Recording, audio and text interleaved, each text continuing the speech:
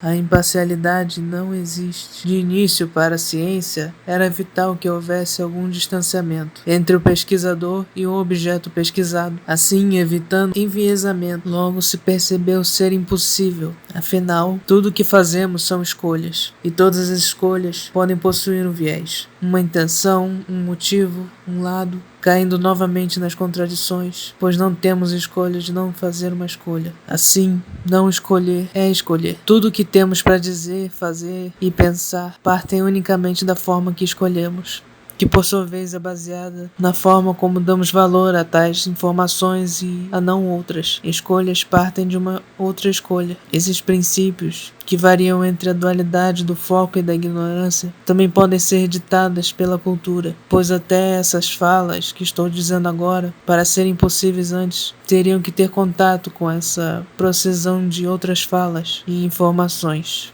Tudo isso foi se acumulando até formar o que somos agora. O que trago é uma visão ocidental, é uma visão enviesada do contexto em que vivo e vai ser sempre uma visão unicamente minha. Algumas pesquisas indicam que os nossos cérebros já são capazes de tomar as nossas decisões antes da gente, através de cálculos. Entre as melhores possibilidades, me levam a outra questão. Tipo, o nosso cérebro já não é a gente, ou nós somos o cérebro. Temos esse costume de nos projetar para além do físico, para o espírito, para essa essência do eu, que acabaria assumindo o valor maior junto da idealização de mundos mágicos, talvez também com o escapismo da realidade. Pode ter sido uma grande estratégia política.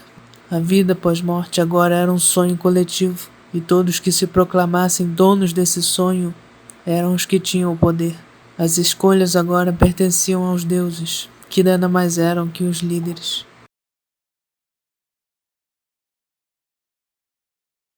Muito antes a humanidade já elegia seus líderes por uma série de possíveis qualidades. O carisma, a experiência, a espiritualidade, o conhecimento eram os anciãos das tribos, encarregados de repassar a cultura e as histórias. Logo isso se reverteu com o surgimento da agricultura, que remete à estratégia da sobrevivência, de seguir as regras de alguém que descobrira ao longo do tempo as melhores formas de seguir com a vida. Logo, o líder passou a ser aquele que conseguia acumular e proteger mais recursos. Sabemos bem onde tudo isso vai dar. O grande behaviorismo, onde você se comporta de tal maneira para receber uma recompensa no pós-morte. Bastava apenas seguir as regras. Toda a sociedade egípcia foi baseada nisso. E através desse cúmulo de poder, grandes impérios e construções foram possíveis. Teria sido o auge dessa servidão humana em busca de uma causa divina. A construção das pirâmides são um exemplo disso. Nada mais eram que tumbas gigantescas, sendo também o povo que mais desenvolveu práticas mortuárias. Realmente não daria conta de eu falar de tudo nesse vídeo, porque estamos falando de 30 dinastias. Lembrando que dinastia é o período em que uma família fica no poder. Ou seja, o pai, o filho, o neto, até que em algum momento outra família assume, como na Guerra dos Tronos. O período que chamamos pré-dinástico inicia-se com a migração dos povos neolíticos, que devido ao aumento das temperaturas, fazem com que eles sejam atraídos pelas margens do rio Nilo, onde as terras eram mais férteis. Esses povos tiveram grandes avanços como a manufatura de objetos de cerâmica, com avanços na economia e na pecuária, assim formando cidades como Nankada. Durante esse período também vão surgindo os hieróglifos, um sistema de escrita bem icônico da cultura egípcia. Eram usados para inscrições monumentais e possuía cerca de 1000 caracteres distintos. A decifração dessa escrita geralmente é atribuída a Jean-François Champollion, conhecido como o pai da egiptologia, nascido na França em 1790, descobrindo assim que os hieroglifos não eram puramente simbólicos, mas também representavam fonemas. Os estudos dessa escrita também avançaram bastante durante o século XX, com a ajuda de vários outros grandes linguistas. A direção da leitura, por exemplo, pode variar de acordo com a posição dos símbolos. Se eles apontam para a esquerda, então significa que deve ser lido da esquerda para a direita, e vice-versa. Os símbolos também funcionam como ideogramas, como esse que representa a casa. A maioria das vezes o ideograma é colocado para indicar a categoria que a palavra pertence. Por exemplo, esse sinal que representa a cidade, quando colocado no final da palavra, pode indicar o nome da cidade. Já os fonogramas possuem 3 categorias, que são eles uniliteiros, bililiteiros, trililiteiros, ou seja, com 1, 2 ou 3 sons. A escrita e as construções são a forma de arte mais preservada que temos nesse povo. Novamente temos uma arte funcional, que ao mesmo tempo pode ser decorativa, religiosa e possuir um conjunto de regras sociais, que é agora também como escrita, e assim desenhos matematicamente concisos, cheios de ângulos retos, muito menos arredondados como vimos antes, possuíam a função de um registro determinado. O Egito se dividiu em Baixo e Alto Egito, e assim surgiram os primeiros faraós. No caso da região do Baixo Egito, eram conhecidas como dinastias tinitas, por terem como capital a cidade de Tinis. Só sabemos a respeito desses faraós por causa do registro da Pedra de Palermo. A religião egípcia teve suas principais fontes em 3 livros, sendo o Livro das Pirâmides, uma compilação de fórmulas mágicas e hinos que tinham o objetivo de proteger o faraó e garantir sua sobrevivência no além. Também havia um Livro dos Sarcófagos, também com a função de ajudar os mortos, e o Livro dos Mortos, que eram colocados em túmulos. Lá podemos ver que o início de tudo foi quando o deus Ra se autocriou, e assim se tornou a si mesmo. Os deuses eram chamados de Netero, no singular, Néter. Então Ra criou o sol, e depois cuspiu Shu e Téfnis, que deram origem ao ar e à umidade. Depois vieram Geb e Nut, o céu e a terra, e esses 2 deram origem a Osíris, Ísis, Sete e Néfis. Osíris criou a vida e também todo o processo do pós-morte. Ísis era a deusa mãe, Sete era o caos e a maldade, Néfis era o deserto e a morte. Em algum momento Sete despedaça Osíris em 40 pedaços.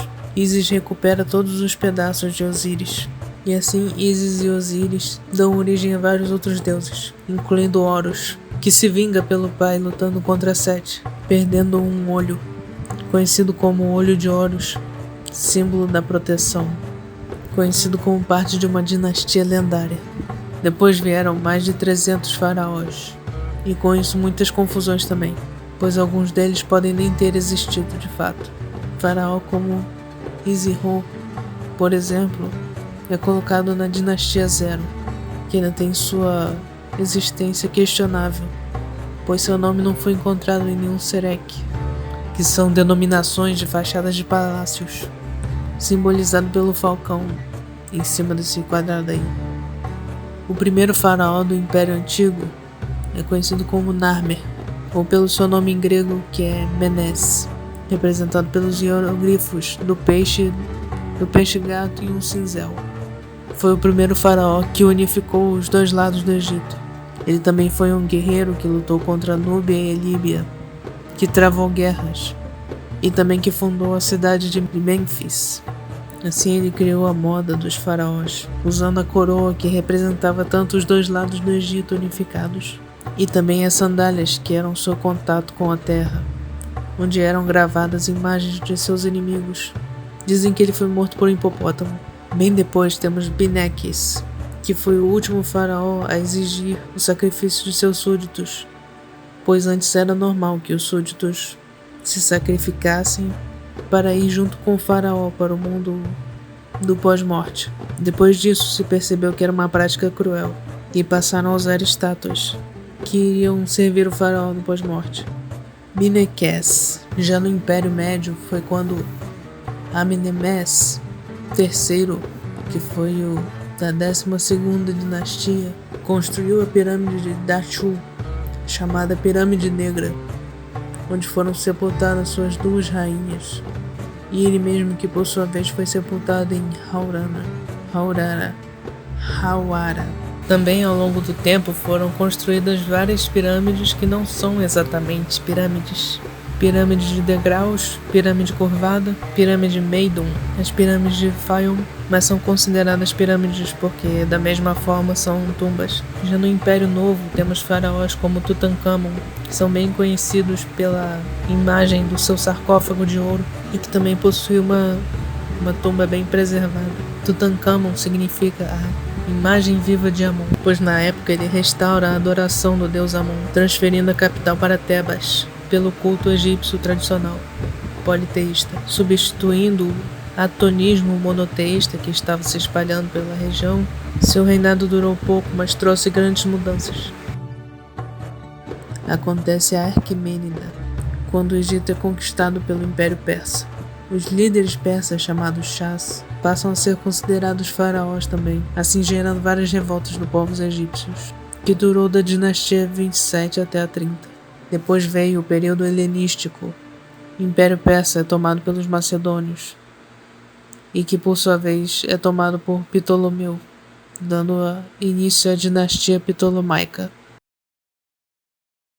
Muito do que sabíamos sobre o Antigo Egito vinha dos escritos gregos, seja do Manetão ou do Heródoto, e depois com diversos estudos tivemos outras versões dessas histórias, nos lembrando novamente que as histórias dependem do seu contador e de que cada percepção é única.